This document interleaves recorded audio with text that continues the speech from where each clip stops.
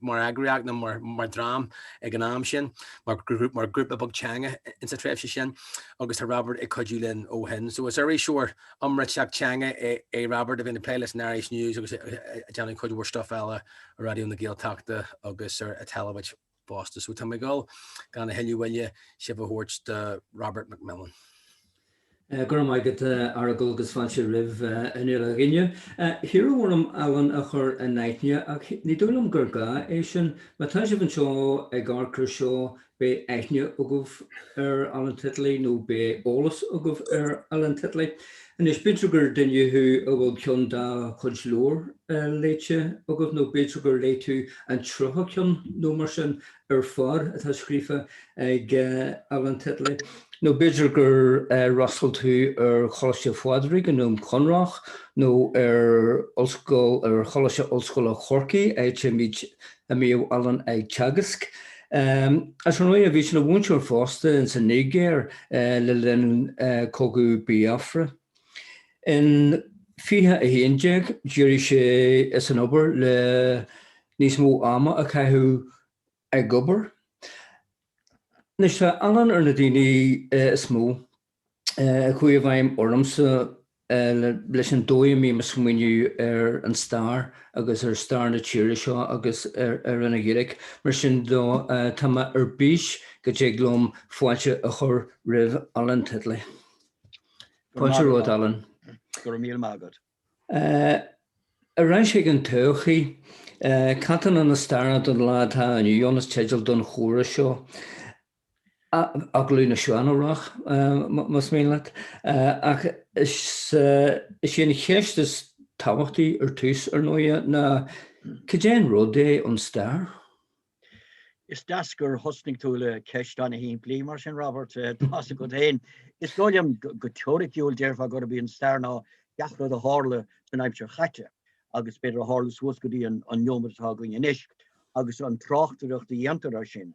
Sin aib tá buintle sin gan áras ná ní thugtar tráchtaireacht ar gachrod, thugtar tráchtaireacht ar rudí airthe. Ní eagfaí tráchtaireacht a chuirt ar gachrod mar is léir mar a bheith an saol lán de stift. Ach, tá sé spéisiúil go ránítar nethe áirithe stair an dain agus stair na héireann agus an áitir be agus chuirtar béim na chuirtar treise leis na rudí sin. Agus mar ampla tá spéisi gomsa spéisi generát ní léon saineolaí meach tá go na leabhar bhuaras ar stair an dain as maile. Is mailem na téamaí móras a ar fad. Agus má léon tú stair an dain, joid tú méad áirithe fé America has piece of beag féin Afric in ar hosnímar go léir, rudí aire féin tín, agus bíad a bhirmhór mórs féin órap. Mar bhfuil sé seo scríte ag duine éigen asáid éigen eile. Agus go náras níl san órap ach piece of beag den áis an héin atá fille albanach George Campbell hé Dorsa mach íon Dorsa agus thug sé ruúan a háise sin a promontory of Asia ar an órap. Agus gabhrí sin tuis go raibh an órap I gceannas ar an dáin le ghaichiad tríchéad blian cap méid na ghfuil sé bhad níos táchtaí. So lu me sin mar hapla go raibh an tí agus in India a bhad níos táchtaí a gabh na mílte blian. Tá sé de teachtanáis, ar an níla mar agarród má nó go dortha bheith atá teachtanáis gabhrí sin. Tá méid na anna teoranta a féach an cad sprí le stair an dáin. Agus an nóin geansa ceap na leabhar is mú a chuig I bhaim ormsa nuair I bhéon sa bhhanscoil.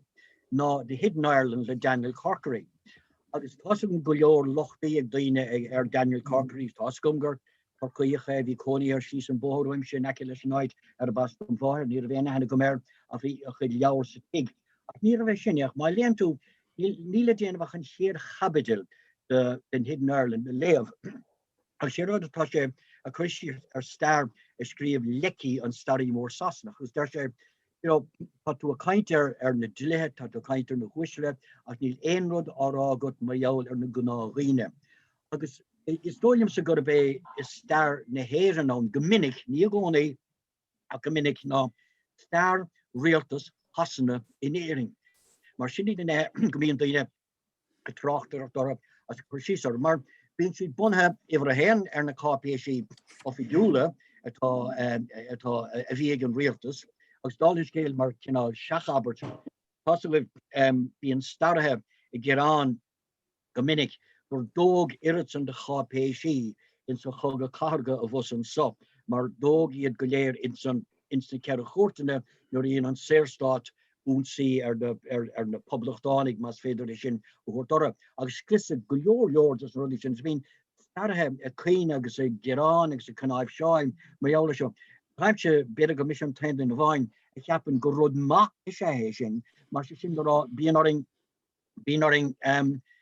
féchint ionsaí eile, dá meocht na faointí sin a gling, ní bheoch á dhéanamh is ag stairthe a féchan cadhíl rialtas hasna, cadhíl an rialtas bunna, an rialtas anglacánach, cadhíl na faointí go léir a bhí cosúd agus do dogfaí na faointí tá going héin san áidir. Dábhrí sin ceanna is doch an go mím se portadach uantá mar fad ná gur cheart nach an stair bunathe na gnághine ar a dús féidir, níl mar agur ceart fáilí go thomaláí in na daoine le mar téintí de bhaimmaring, agus gur cheart go bhíochaméist or in héin mar gnághine. Is minic go an cheistar am héin, cad a hárlócht a scrífií stair na héilen, bunathe ar na faointí gaeilge a bháin. Ní ceistí sin a chuir a go vinnig. Tá a gom go se asnamhach, tá a gom go se bearnach, tá a gom nabbeoch sé mar tá bhí an leidirnán, bhí an roinkisán, bhí an béarlán, tá an béarlán, néirlí neamartí dhéanamh útas an ar fad. Ach dá mar gur si bunne nach mór ar fad ar na faointí gaeilge is stair na héireann eile go heistar fad a bheáam. Agus is minic nuair a bhí mis déna staire ar an stair go le bhí leire ina sé sa bia agus an áras bhí mid le léamh. Níor a hen mé na daoine, níor a hen mé na ceistena, níor a hen mé na fáibanna a bhí áréiteach. Da hen mé daoine nuair thos níos a léamh filíocht na gaeilge, art mo cuaí nó padar a dorní nó ag an ráile nó an ónós. Iad son na daoine a hOllscoil an saoil dumsa, agus is dóilm gur a bin starán seachas na nethe is dóilm atá na cápéis seo figiúla, cé nach féirling fellí a dhéanamh útas an ar fad. Okay. Tugann sé ceistile, cé chéad scríbhneoirí na staire na leor atá scríobha ag lucht acadamh, folk memory, could be a sin, and méidir dúirta bhathar mhór leat faoi na dúchróirí, ach an éirear a bhí féibe gcónaí le stairiolaíocht le historiography. Nature seo, tá leor scríobha ag Vincent Morley dar a bhainneam The Popular Mind in 18th Century Ireland, agus dúir sé, historians are now generally willing to admit evidence from the vernacular literature if it sheds light on issues of concern to them. However, the research agendas still reflect a purely Anglophone and consequently an essentially Anglo-centric perspective. And what you're reading in Vincent Fischel? Well, tá níomhain bhfuil mé a réiteach leis mar a hálíonn tá ana bhagam mar Vincent mar bhí coní ar dhá bhóthar síosúil man son ar déana ana go mar go dtí a bhd níos an agus dhéana san leabhar air sin na heola agus a bhéidir go éisi daoine an scríos léirmheas ar le haig the Dublin Review of Books agus bheoh sé sin de fáil an son na gcónaí seo. Dúirtsa agus an léirmheas a dhéanamh agam gur leabhar de beithe sin go raibh sa fanacht leis tag ma bheo. Tag ma bheithe, mar binin rud ná dhéon daoine. Bhí Daniel Chorcaí cin le scríab ar bara an gceisisin luigh seachas leabhar literíochta atá san dhéad Ireland seachas éad eile. Ach nóin an rud a dearm na stairthe ná gur a bhí na faointí scríte na nehes táchtaí agus rifíringe mar bhfuil sé scríte síos níor hála sé. Agus is cílam go raibh léochtá tuairt san institúid ard léing in mín scoláire Ollamh le bheith batáil le chéile nuair a bhín rodégan ar siúl. Agus thug stairí éigen scoileann gur ceistí a bhfuil leis an lochnaigh agus iad teachtasáid éigen le níon se gáil agus luúin éigen san lochnaigh well gur hespáin an record archeolaíochta nó ársolaíochta gur hála a bhaile a rud agus i rud an stairiáir as dúirt archaeology, that's only rag and bone stuff. Nobody takes any notice of that. Agus er noin sin an mion a bhí co. Agus bheoch an mion cianna I le stoch I le an bhéolidish agus faoin sí béal. Agus bit ceansa fáibanna a bhaineann le glóirí san áras níor bailíag go leor den village. Níl an village is going on seachtú hí stéach. Nor a bhí ón rú an éil nó éonéil nó éingetíh son a gháil timp. Cad híl na gnághine níl an tEolas an a going mar níor scríoga sin síos, agus beidir go mairan chuidíomh son sa bhéalidas, agus is cinnte go mairan chuide go sa bhéalidas, ach beidir gur ás an bhéalidas, gur athraigh an bhéalidas ag ábhan ná. In íosan, is ceartar arágur féidir leis an níting bhéalidasa finnach bio ar feadh go bhfad, agus luimse mar hampla an scéal maiall techt na ngáil behéring. Si sin arágur hanidir as tuaisceart na Spáine, áit bhfuil túr birógan, go bhachadar an tír áling seo, I bhadútha, gur chréigeadar gríon na gréige a tachan na héireann, gur atá doithret an héin a dearfá agus nóin bin an mar atá sa leabhar go bhála. Agus bhí duine gcónaí ráhfuil níl sa ach mitas, ní léon bhanús lei seo, is seanna scéal ar fad a fad. Ach nóin léirigh DNA na blianta fad in níosan and gwil bonús eigen leis. Agus is cuine mar ríiste caintear luai me céir ag scoláide mór gailge, bhí a caintear bí an cheiste bhí á corrigan á Caríon tanga a lára gnéing rih an gailge.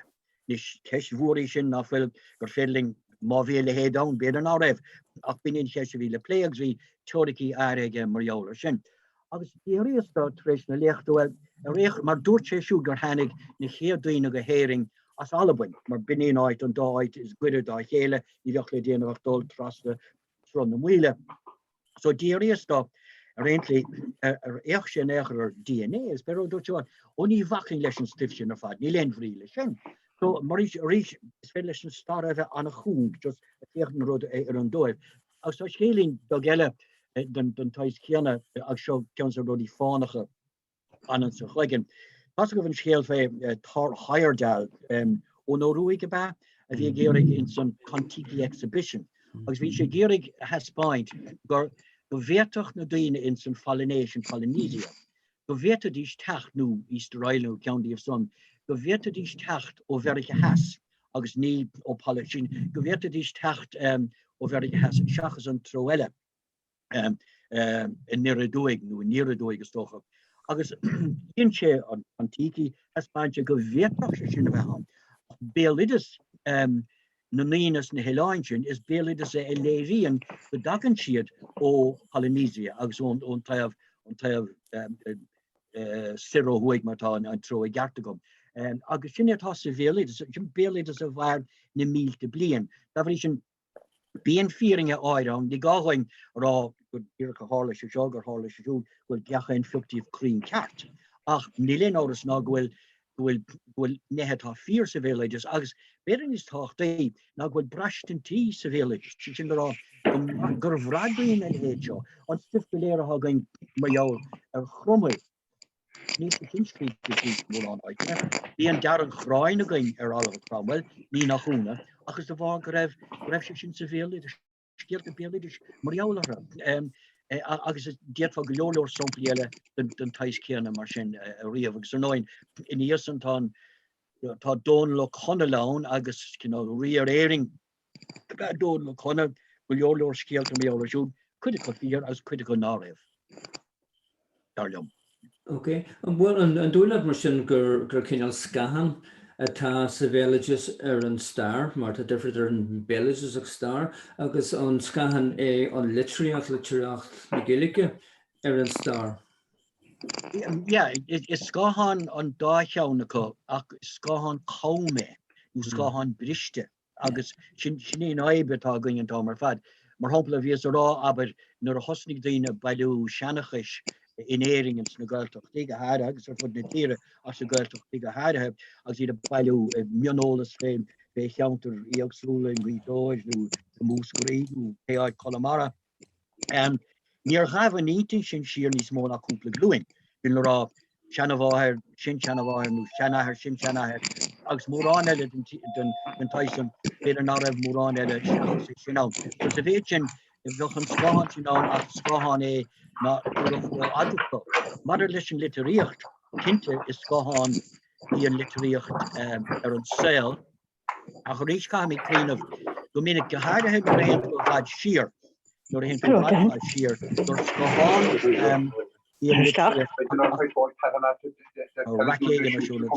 Yeah, sorry. Yeah, No, and just in case he didn't tell you, I'm he telling did, you that he did, yeah. Yeah.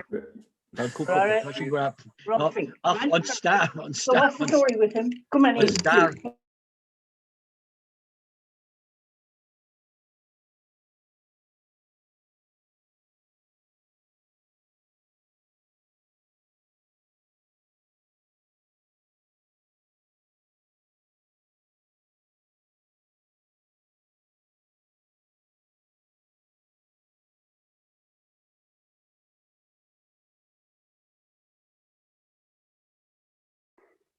Alan, tá brún ormacha, tá tí muchan sin.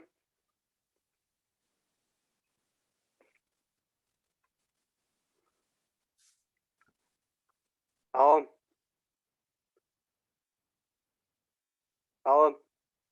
tá tí mucha fo láthair cha.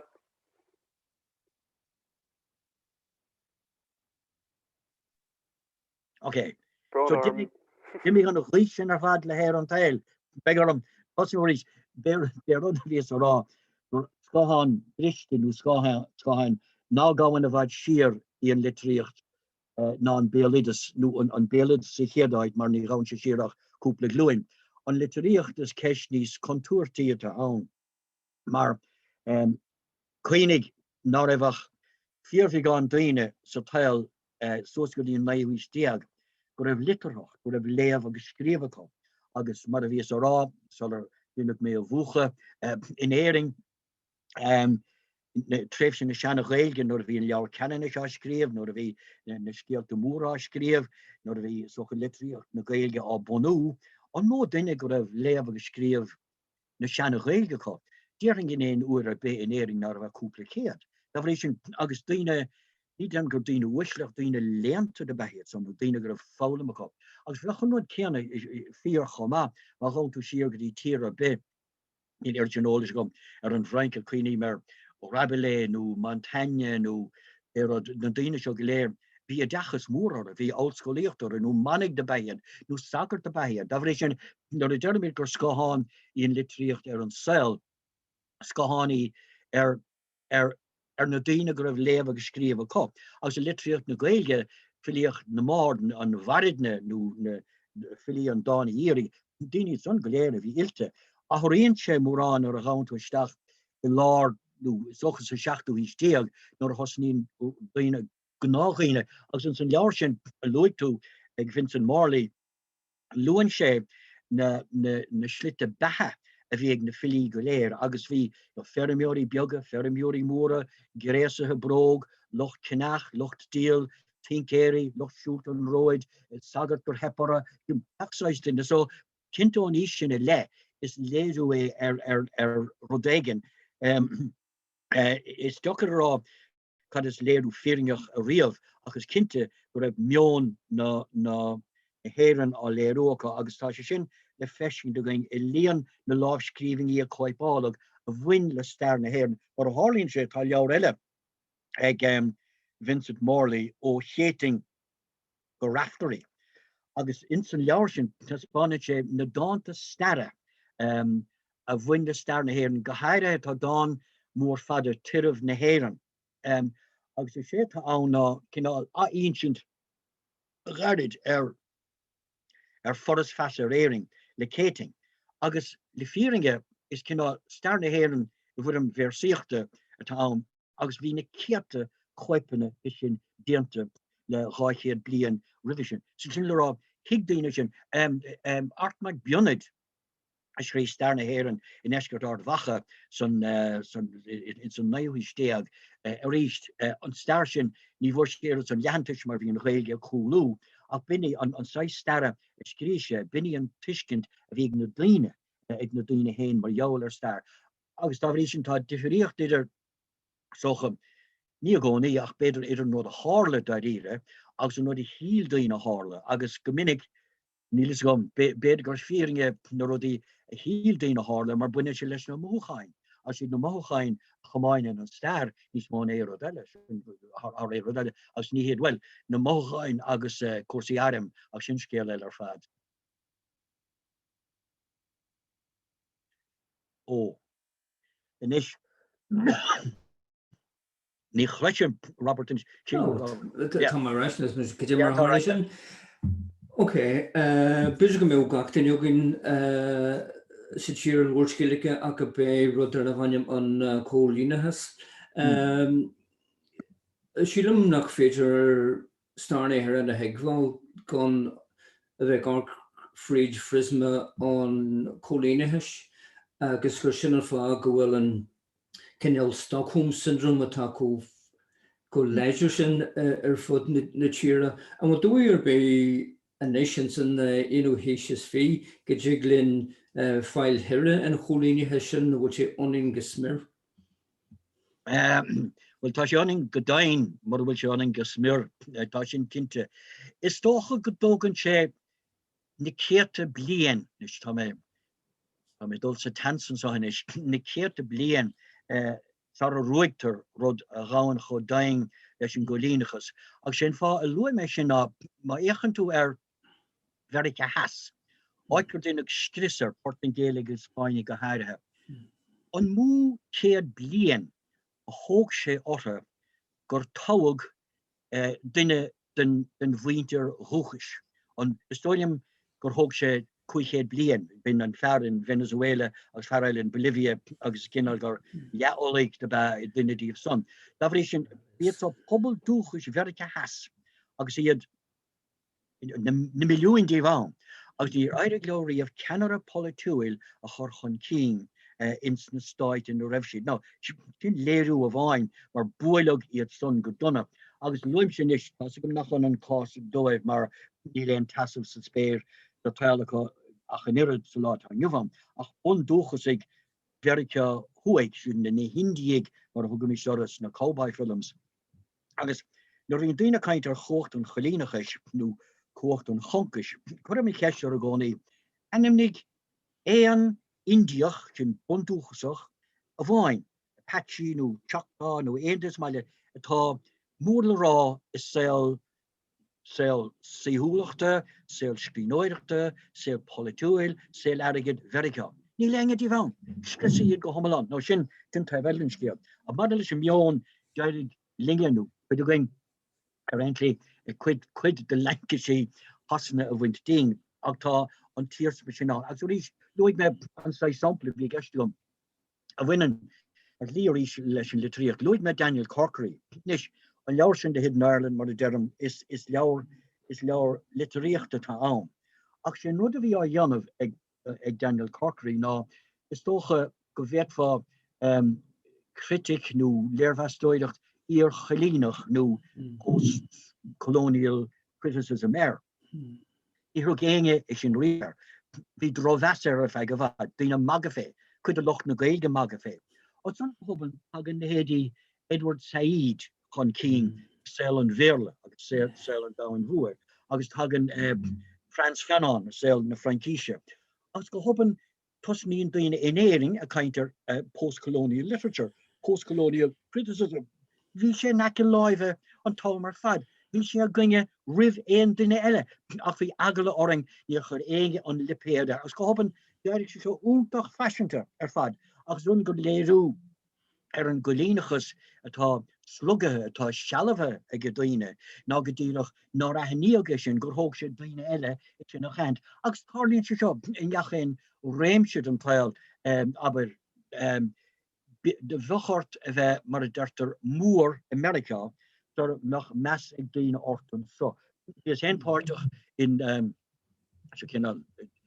leis in die spoiler the recent Dublin Review books maar jouw grane kaach fast sin Angela's Ashes de Frank McCourt als richt is jouw Hollande verega niet in fokkel vieringen zo er fad wel kan hoog lekker tachtere is sin moorle ra wie se fi sanering er to een jouwda Kuske Amerika wat je doen er goed na te in pubben to order en zo. The cranberries Harlan Rud Kiana, Began do even more America nish, in the cranberries go ma, come here, liminal reach, in the cranberries go ma.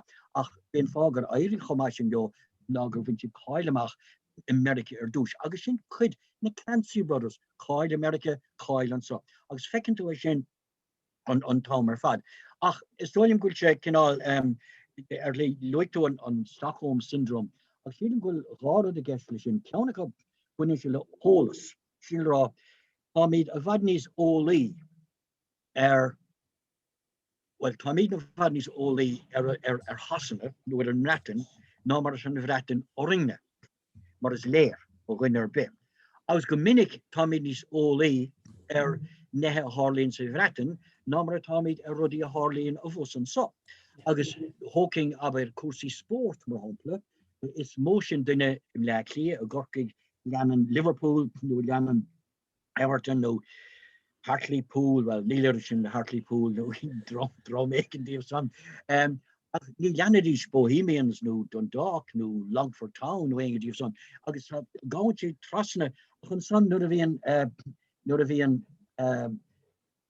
fuireann hasanan so, bíd son fuireann na héireann cé gur fear fad an tOlas acu.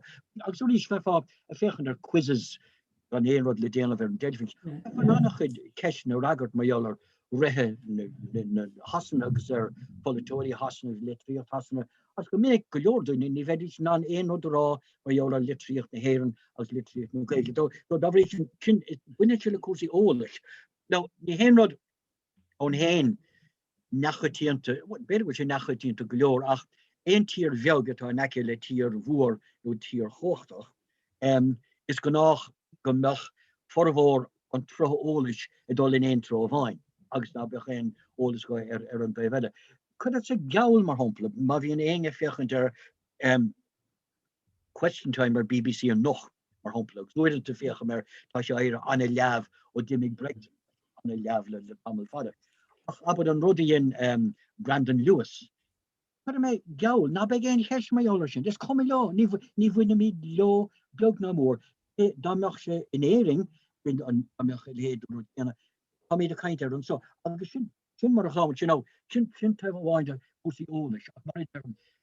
Glacham leis gohfuil le bhadní smó ólis ag muoiten na belige an Frank ná mar muoiten na Frank an melig sin nach getíint. Ach an tarna hé go bhfuine sin ná go ddíireach úsí úléochta. Go minic bhfuil an cinál an compléas úsluchta sagaing a bhfuine le cholínachas go gap míad léigen má hálíonn rud ag an grána sa tír. Cap míadna gur singe an drám is measa ar dáin, as gur singe an taim drám a bháin gur chála sé sin dóibh, nuair nach é sin a bhína. Agus go mé ceise go ar báil mar a chusaí bán chusaí manách, just go dtíireach os bhfuil gur ritan sé lom. Agus bhí sé i bhaim an so in san stát so go dtí néadaí 7 in cuiinam in or go raibh cosc ar bhaná a fós. Is a start a fish big of ideas on Kosker Fosse Vian on Kosker Ostiach Mavi to poster to start a fish. Feel here assassinate. Hostig assassinate to lean nedig fedo, fehen fedo, nor hanig na Saidudi Harnash on Gogamore Barbara, Agus Coben Dort Numana Singleter, Dorty fair on the Mana poster shop at Firako. An ober de tastáilúine as chuir bakaisteach a sasna ná raibh na manása in an bheith gobar. Scuile bhí a lehéad cheanna I bhormhór mór de hir na hórpa. Scuile gé nar hosting an tarna cog mór, mar begin as maná de le gobar sa monarchanna an buamaí a dhéanamh mar sin. Agus sampla léirech léire an aibe bhí an agur bhairte roiade goinge. Ach, is so capamíad na gur sin an taim drámhaíonn sin nachtas run. Cuitan fud is minic go a béisisin agus an nóin fecinn tú aber agus rís míle gerán a gunge mar an stáiting a gun stáitín a gun héin bhí mé gerán fé an tomar fad. Ach in a chinge sin má échan tú an United Nations Human Development Index mar gun si der. Parna háit ar dáin. No, tá go ná tógt a gasart san áire tá preisne te hiocht an so ófásach í len buna bar leis a mílerod bonasú leis an ggóir fleinte. Ach ba hógan tú fad na bethe, levéle dachis, levéle XYZ. Tá míad ar an tarnatír is fearras ar dáin seachas an óróig. Agus cé duine ar bheiles fé na choní san óróig no hogan to an Aimshire I guess been se cor bátí ceirichéad lá na bliana mas mai nu hard in air doine cap mead gold mead ó fása agus an son fekin to le daileil or good politóí tá mé dóla seachar faran eller fadan is ach rís marúil sé feiste godíine is fiú fechint an vragara hug Jack Lynch Ted Heath ihe gánach na folle door Maria gan trigeneeg geneeg en Jessen at no Maria gelijk Jack Lynch Ted Heath agus vi an 6 kainti in Chiles churk sé an kak trasnoord vi se gehoel go bezig go herisiel go lasfeelig. I think Mr. Minister I think you may know what I'm going to talk to you about. As well in Tyson, agus dort Titley fuck off the Balusa. Who's marshal? It's mas few fechent there. Agus wouldn't to cap him sure. Go maybe marchin le duinel go good on lutage. She's in law on cat in so chlegin agus in the gulu she's go duinem. When is the best better? She go taking in their fad as finishing kidva lesson Stockholm syndrome marho. Carlo go sam go quizzes agus chuirtí ceist who won the Grand National in 1981 George will Ceachtaí Grand National na Héireann Grand National Hasanna no Cabbí agus tung the Queen Warren O'Wine Kenny has Níomhain sin a chur dúir méid ceann eile an so society go hen tugann the Irish Army an arm. Given the army or the Irish Army. Just a raglig machen in Vihishkin action a meal or a belt march in the time. Kenny has to machine as in Hilme na chocolate heranach of a Kennyach. Agus an sin le teacht hon cin na het jeisi tíim gohfuil an cinníchas gohór daine an dhearán nílas a go món cinneal fashion ó háirí gohfuil an éid jaas ag fás agus ag forbert fudfád na crinne le Trump agus Bolsonaro agus Johnson agus Modi agus an cinneal sin bhfuil an tiiglann bhfuil bí bhlam ón stair ó seo ceist an neantar mór an tagart de ghiní dua litreacht na Gaeilge? Dint the right.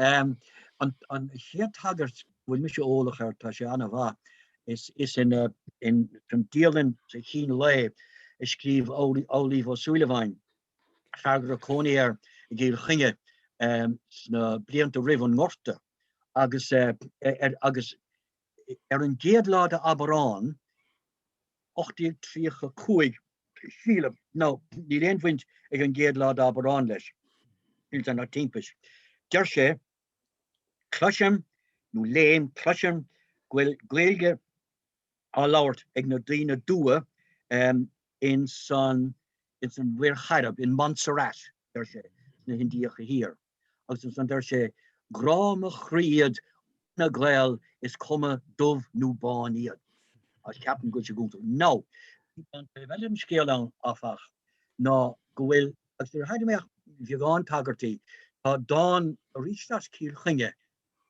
ní mailam cílchinge ar go leor chúisina ach sin scéal eile ach dáin ó cílchinge dáin Gaeilge ó cílchinge ina bhfuil duine a caintear agus bhí sé mód sa bhuiir chaire be rééis agus bhí sé rud éigen an nós bhí sé a rúsca na ngormach go héag nó rud éigen Tyson. Bhí an duine sin in arm na Breitlinge i gálacht na Breitlinge. So níl marrá nábeach cníochas a gcéad am rud é ná raibh sé ann ach bin mar a bhí ach chonig dáin éigen eile dáin an tomsa as íorthar Chorcaí a rísan é bhí stéag ina bhfuil duine ag gearán go bhfuil éannig i gála chasanna agus bhí do rúsca na nína gorma mas maiile. So bhí an taimhile de siúd. So bhfuil mór an tagartí níl rih an íse caite rih an fiúis agus tá roint in san fiúis. Cuide go níl siad omláán moltach ach go leor go bhíris ba giúil. An sampla is chailú agus anahanscuil sé léite cuide gibh an son ná an bailachan an bhearnis le tarlach ó héid úrscéalaí mar jaall scríomh tarlach ó héid mar jaall ghine gormas ceantas na Hiáins an Hindiacha hir as cluisisin sé mar jaall ar chúchas Gaelach agus tugann sé toras saoil ar national tachtnash agus fáin sé amach gur was dún an náil deisgurt hir chonel tá sé nós punte kinte in son rods in America roots agus ten mo chuine haar nash as crushing sé on ginnenach á riamh in sa chlár dearnach agus an son crushing sé punte kinte agus tá sé tá mé san áid cheart don duine se crushing sé beáil ar an marnas mór I dtír chonel agus gáin sé ar nash agus ní an tuairscéil go donna ach sé chun chud is massa nóirscéil ná dá sé suas go bara an bharneis agus féchan sé ar an áilecht mór hímpel agus fáin sé bás le háilecht na háid. Tá lutse sin an tuairscéil begáin is dóin. So ní leir sin tagartí ach tá ach an rodmar lei sin gníochas chuir sé ún orm héin mar I'm sure rinne tún bheagán daoine bhfuil lena go mar a chonig na fógraí no dogs no blacks no Irish hála sé agus mé fach léing mac léing manscoile mar hála sé agus bhí mé héin as cholam agus sin a lorug ostis nu bheitsteig in áit London agus bhí áit dúirt vacancies na bhí na fógraí feice going in áit nelinn ar vacum le bhí council a dúirt nó ceanna agus bhí vacancies an go homer soas agus nagam ar an noras agus hannig banamach agus rís fúrgáire agus bevra ás sin eskent a gewain nor a jarig sí nor a chola sí an blas éannach, any room for the night like, hey room for night like agus roúntí an doras bin check. So nor a hard intention that éoid a bhain buint get as it situation the swiniger mar há sé de riine chu se útas ormse as bim a gogelach an dárod an holkas a víse agus vi sé ook go ma a measdaine ach brahem nor a chiné mé na sampli grane nos ochterard agus koepleiter fu na tier an aitin e go Longford nor a dog gloistaan an techtedale weer agus like vi sinnne a vi golóit net glacha go fanver do kiún taile ook si te doir so is wil go an da down ach an médien beg féan se ha gomse nífa geen oudes a gomse ach door hannig goor den chinéige se seach de drine wie gober narm na brechteken der appamation orently agus kliniger noin nor a chuig goor de réil na heren go Amerika door in arm Amerika wie si de trede neig na mondúchasach an son choma derring weil me kappe wil vi séroig ni don go je geholk sin ach tá sé an ach tu kecht fé net agus sin dol timpel áide. Níle se róhórha fé net sevéjo. Mein karte go tá Modi agus tá Bolsonaro agus ví Trump an agus mar agus tá Boris Johnson agus tá Nielsen an Mo den elle atá. Ach Sweeney mar her. Ní hé sin an bhil is mó, mar cuidas na daine is measa agus na grúpi fascisteach tá an so in san trefo jas. Is grúpi beg iad agus ní dóilem nar a hasan siad don na Todchaí ní bhain siad éontaíoch. Ach sé an bhil is mó agus seo an bhil ná na pártaí I lár an bhóir mar a bhíoch. Tá siad son tríis I mecht I drone héte deise. Sin le rá tá an tarint I drone héte deise ag na pártathe láir. Na bhrí sin tá mar hopla sasanna an pártaí cemádach. I bhd níos cemadaí na bacla sin nó a hála né a bhd níos cemadaí ná mar a bhí siad aber lechiad blianaán seaca blianaán. Cuoinnig mar hopla ar folasathe in nó raibh cuasaí gúil, cuasaí brósla, cuasaí trénach, cuasaí úmpuir, ráidir sun go léir I lámh an stáit. Bin mar a bhí sasna in sna cagadí fé Harold McMillen no relation hí sé bin mar a bhí agus thuairfaí commanachas ar lehéid sin sa lá tan. So an ruána as be Thatcher Reagan is mó haring siar an lár I dro na het deise. Og sin an bhil is mó hí se card na ceiste go dtígur hanig Nigel Farage le cén fá gur hastig party do chud na het deise is sasna os wedi go raibh sé an party cléfach is minnig an nerm rod ceanna mariolar fin gael an so Kent fágamach party de chut na heite but you don't hanafi. Agus, party gohfuil a good préach agus a good rútaí fasciste chus na Hórpa agus mór vestacha Mussolini. So like ní Braham go be tin an bail gur beslauin ach ní go dtír a cholón agus a bheith an fasciste chus héin a ógurt. Because camera dinner be selucht fechna will kerstoki must be law screw in se chat. There are lame will occur fergal hugum Todchaí screws. He make Todchaí screws a cat. I mean, nil cat ogum. Screws a chat and some mata kesher be of unheelig. Aye.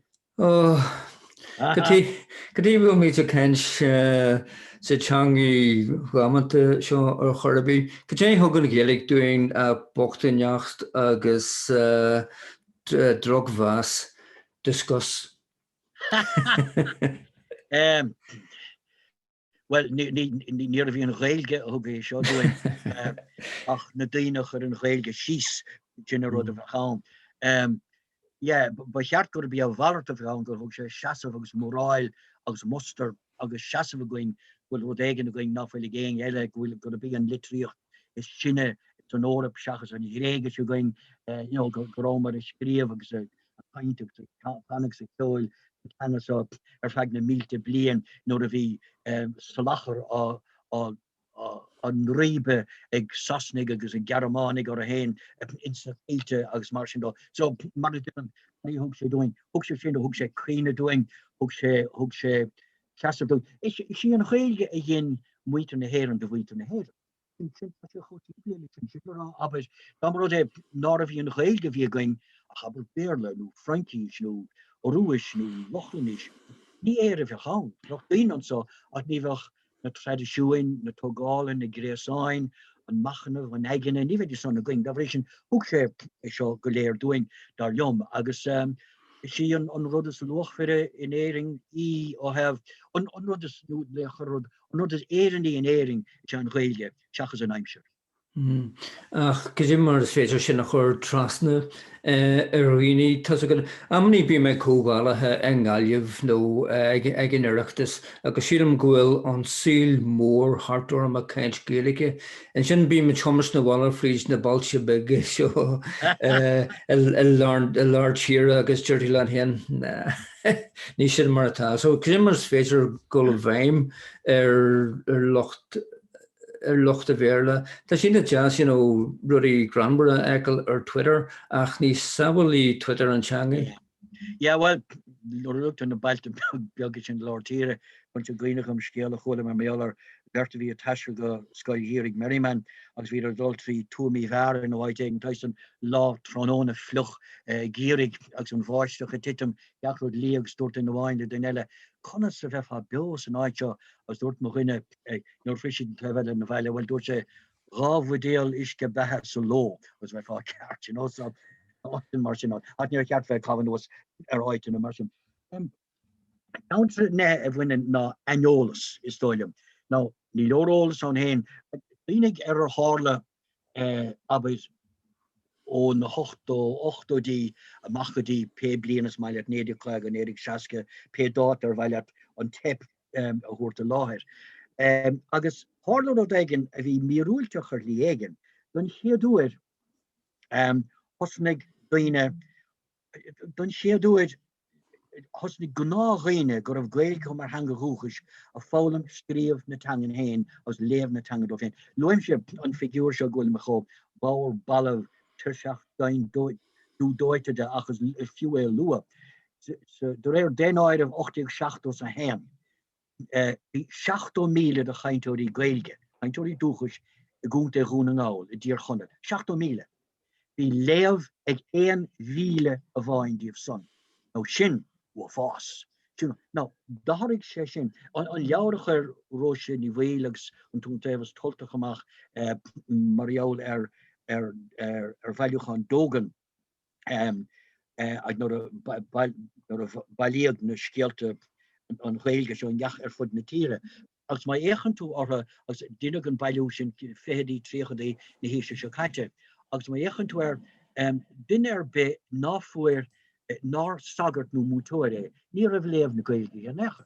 A bhí nó duine sin go léir ní rah léamh meiscí. No, Cad a Harlan sin, okay, vi cinál roig bhúr fuiineh a chaurig agus lehannig agus dearm se go minic a hair in áitine sa chud seo in tír is dochad dalhalóga chur a ghéine le gailge.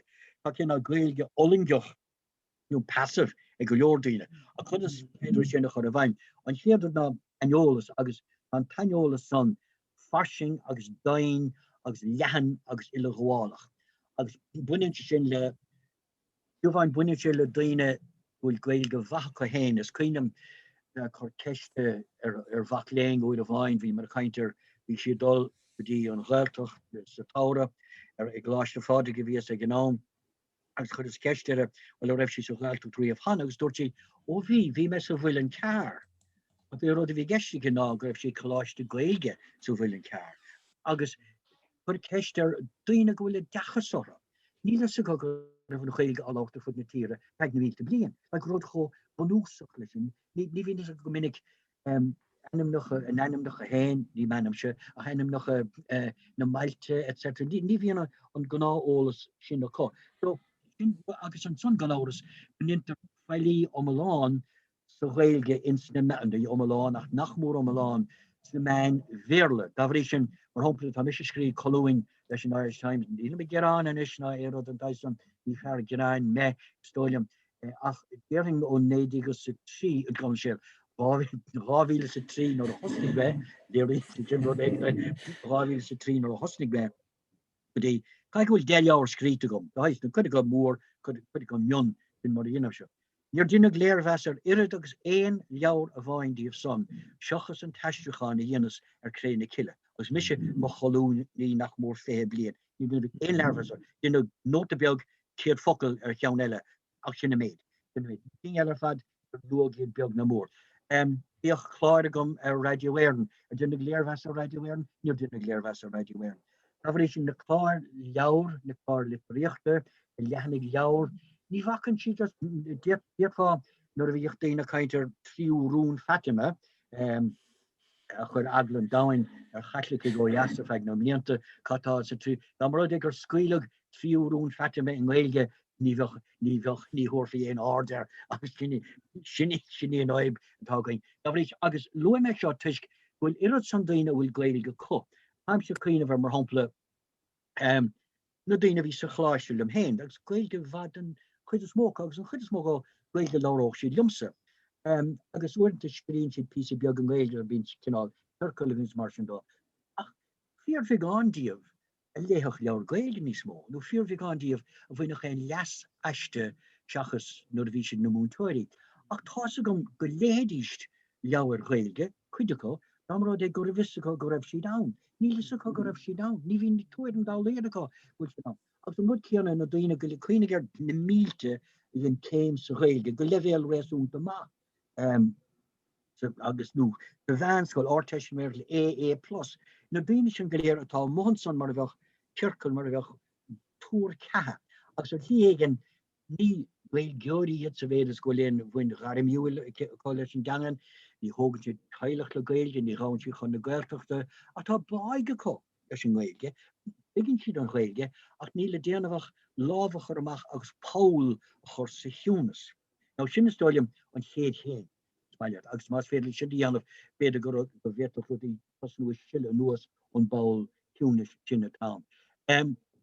Sin ceannas na ceiste na móra tá going agus amach réiteach na fáibegus réiteach na ceiste a gúmsa ach an irid le héin den eile well bheimistear níos mór muin na muite bheimistear muin na gamal agus na gapal rás agus gacha rud eile ach mar a derm feiceim se an áib nó lí an son an áras buine se le cuasí teagas cuasí mútóireachta ní léon áras na gún caiidán imi ar gúil ar porta sin atá chleisin de gomsa ó hosan líos agus Gaeilge I gláiste fádrig a fiú bhain rihi sin de chleising in Gérán so antá mar fad ghfuil an levéal dultar gúil a fianna se gúil se dultar gúil a cúisina le gúil se dultar gúil a fu sin ó réite chomá ach sin ceist le chláir eile fad chuna sé sinne anach fioch smuoite go in a haibh ach beidir nach í seo an áit lena blé.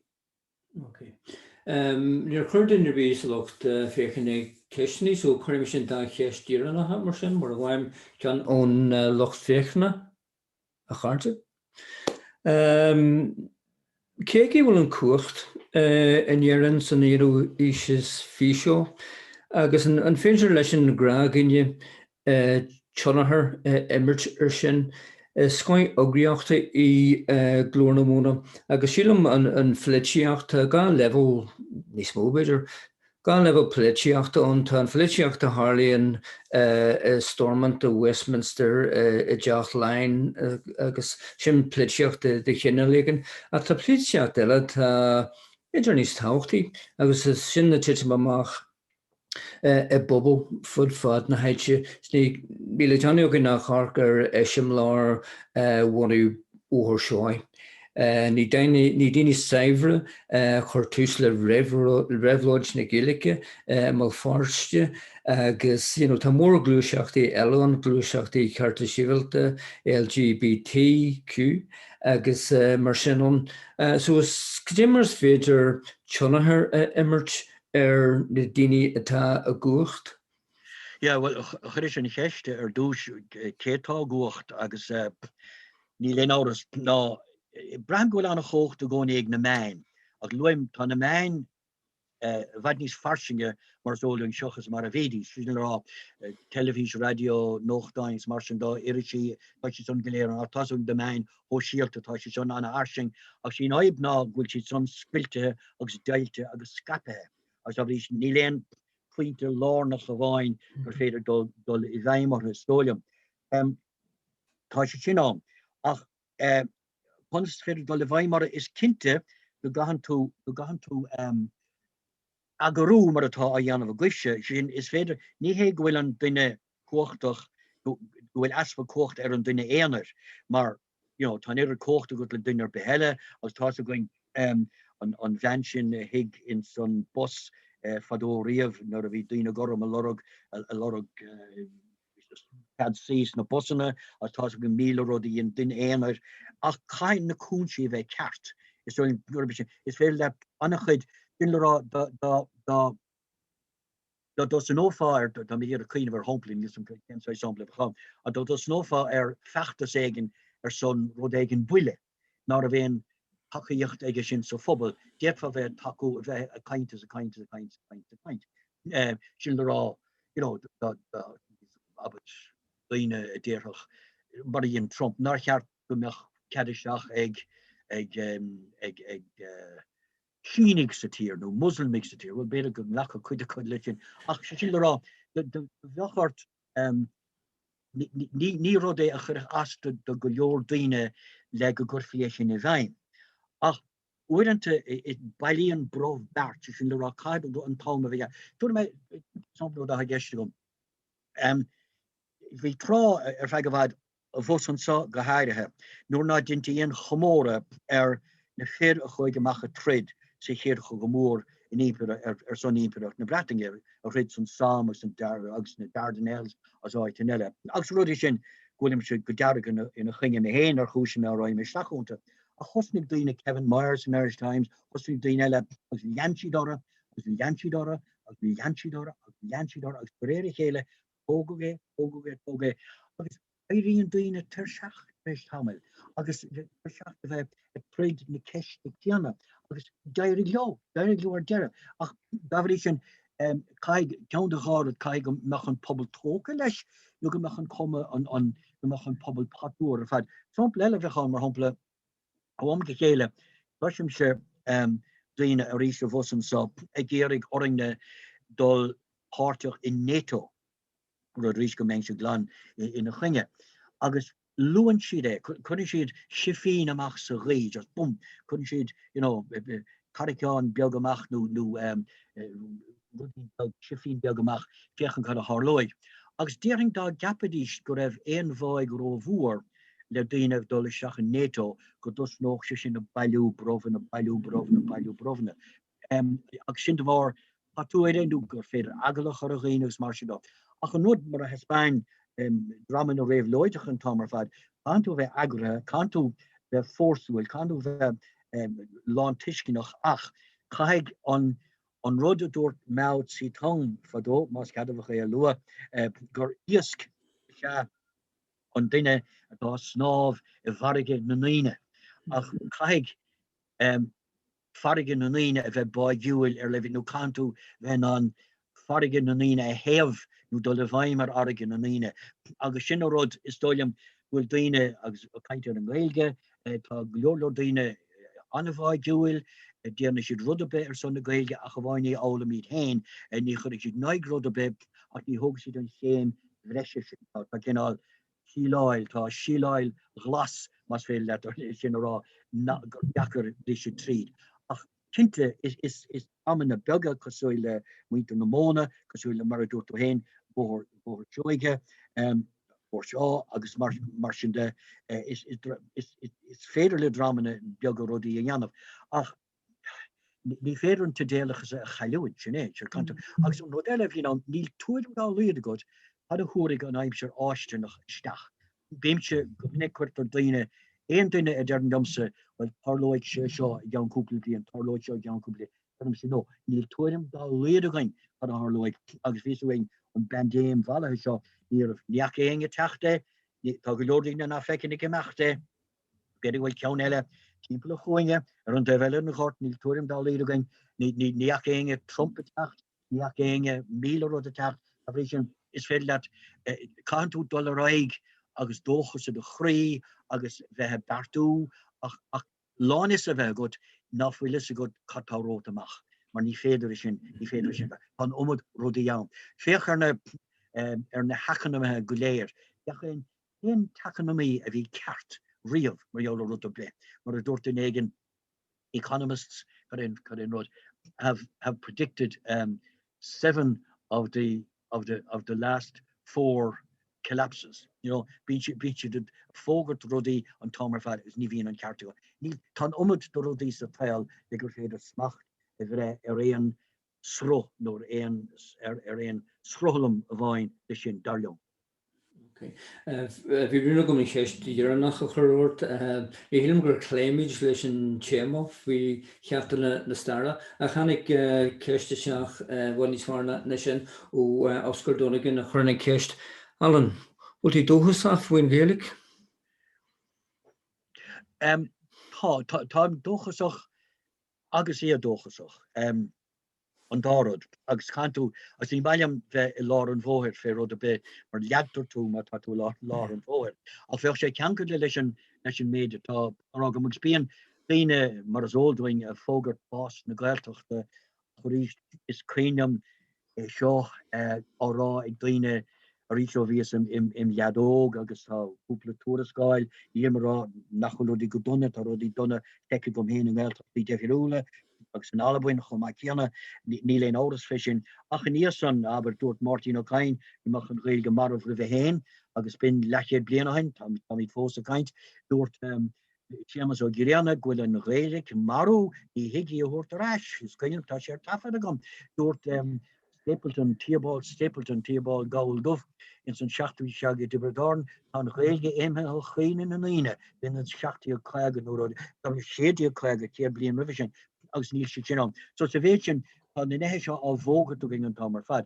Nis agus uirinte, is cuilam sa Gaeltacht wersúnta, well, in irfar na Gaillimhe, caintúirí dúchas níl si dán ní smó, is cuidúirí gailge in irfar Chorcaí, Beidh a códa, áit ar a bastam hena bháid hain mar ompla, agus níl si sin ní smó. Achan son, Bhí an raing a bart lárig an a lag, tá sí fós lag ach tá sí an. Bhí baile bhúr na riamh lag, tá sí fós an. Tá bí an I bhad na heimseir níl sig éine gon can árlóig. Ach sa bhéidir nach féidir le hengang féchan roing ach níos móna chéhead tríocha blian, bhfuil mo chása a film féchan na tríocha blian ach tún bhreilm dá bhéirting. Ach chuireás an gnáhéal gná rinne, Beg an ghaeilge an beidir na beisián mar a chéile agus mar a bhísí ach cinnte beisián, beg gréasáin láidir an, beg Gaeltacht an, beidir Gaeltacht de fiúil, beg litríocht an, Lifish, big Radion, big Gatunan, Quidfad of the Hell, have three Rege. You know the wine, on Jukigan Rev Lloyd, Maravi, Dina, or Tour, Shearns, Ochtegocto, Nito in Guitar Lloyd, I should have been, Ach, Priest, Vad, I'm sure, in Twin McGuinn Colorado. No, is ceart go bhfuil daoine dócha fan Gaeilge agus dúla mé sin a réir gus mé ag gcóirc a ríis scéal na Gaeilge le Ollamh Titley agus má tá teangaí seo beo in éireachta Kilkenny agus Anrí a Hocht agus Éilis agus na Plandalatha agus an Glórtha agus an Education Act of 1830 a chur briúrin has al trí van a verle a wine agus a ré agus an istan DUP jogin ma heglis an Gaeilge bheith beo an fad seo ní marhí si go John an jóor dorlam hen agus hardly grows just good of court to make and so because if you think of again the DNA mail statutes of Iona of when la Halloween agus shin bin 1605 to 1615 we have to make a agus show count a piece as the statutes of Iona. The Irish language, which is one of the is the chief and principal causes of the continuance of barbarity and incivility amongst the inhabitants of the islands and highlands, must be abolished and removed. In Kerryhead, Brescia, Kerryhead, Bein, agus Tuairfin conducted the Irish language in the statutes of Iona. Na habit in the meter na Halloween no bishin an across the door. Hanabrum. Maris Grach dúla mé an dúrod wood se nocht Alan.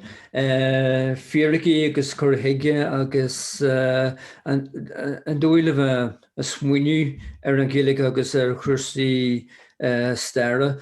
A résin ní gur méid an ceisiarannach a chur fí ceacu is heglen rudi Ollamh ón stair mar dúirt siad faoine siad chogaí dónta gur bé the war to end all wars agus tan chogaíocht a go réir fád. So tá mé tíntaach fadalach ag fólam, Rudy? Oh, well, something go an dar o down. Sílim sé mar hompla is cinnte gohfuil fios tagar an saoil ar lit bhaire. Sin le rá os go mar a caiintear an bandéim cuasaí galar, tá na galar go léir an etting agus Lordy of son polio tá smachta bhín ar a son well tá go fóil mar a dagan King so is léir tá cuasaí tech políochta bhaid níos fearr tá commerceáil a bhaid níos fearr well tá taistil a bhaid níos fearr tá leis a bhaid níos fearr tá deachas a bhaid níos mór fáil so tá míle o de gart agus dóilm gur bé tá na nethe sin go léir in tóiste is féidir iad a hós is siad na nethe a bhainean leis an nádúir réna náfuil áthrathe beag ná mór agus sin áid mar hompla is féidirling tá siocháin ar fud an dain fé láthir ach ní luit ach éon ghealt a bhain in áid ar bit le canape bhrú agus tá búm tá annach go dtíine scriste nó ní luit ach bert ghealt rud níos meas sa fós agus chuirigh sé úntas ormsa Muradárloch cog an mór eile de chuiséigen uréigen is beidir na bit sa timppel en eskent ach tá mechar an geallachar sí san isis déirhin gemach cog an mór in áidéigen so sin an tref dirhhuioch an tref dobrónocht den scéal ach agus beidir go mé King eile hí fiochfar ag fiochfar goleor ach in níos an tá níos má henne gon ar chéile agus bhfuil léanaí fólame tá rudí áirithe fólame ach tá annach chu dearútar fad. Oh well. Murder me vile buhis a rista sulung with gimmetu riverwad agus bitter pint morphis. Raliam trosser vel ferrichte nor ve cadagondol imacht nis mona chuig kilometer o vel ferrichte of laklie nu mile of Raliam trial order vel ferrichte. Waiter be a vel ferrichte gehare. An tarna kaher satir mar a derm shagoni. Okay, well, mar rimmer a ra nibeluhe, so Rab McMillen, Hawthorne Glen, Belfast, a ra chicken studio, agus Fargo Maganruchti. Gur míle maigar a Robert agus síling go mé andan young in tú gnána fi job den kiad scoin sin agus ar lesco fan fab veg nibeluhe sin for cursif mar a hardin sé ben really shoggy na wone. Aras gro ma jabal an kaint agus an cora inta seo a hafad ta sé the nosagin seo a curramak to tafad jantogin or ni hanatos the migration a curramak to sudagin or YouTube do I've shoot nakrawabal brastal go féúil an so mar a bhíon a gcónaí honor a privilege all war an a bhíon agus tam dúil go mór na hána a bhéh arás a gine mé first agus penta gin agus a handan dan géir bh teistile in bheith faoi glas ag COVID ar thumas ó faoi glas ag gal go faoi glas ag COVID nó so sílan go mé andanne ansásta le sin agus bei sreála just in Dinion seo a géirí na caiinna seo a lehaint be daró cannéide a gin is chundí chéirí an seachtain se haginn Jardín se haginn agus an mórtaí é sin be an tolaí crothir ó giilegáin a ginn so because na ceisna sin a bhí an a caiint fao maidir a ceis na gilteach agus maith na gilteach be a because de sin na chéirú tásúla ginn le crothir. So chuní súil ar Facebook agus ar Twitter ar Instagram glór na mún agus be cos de stuff seogur spoilm buhes a rééisile ggóil a Robert agus na hán agus na hóran an seo bhí ag chuidir linn na chuirsí technúla gur míle maigah. Am gur maigah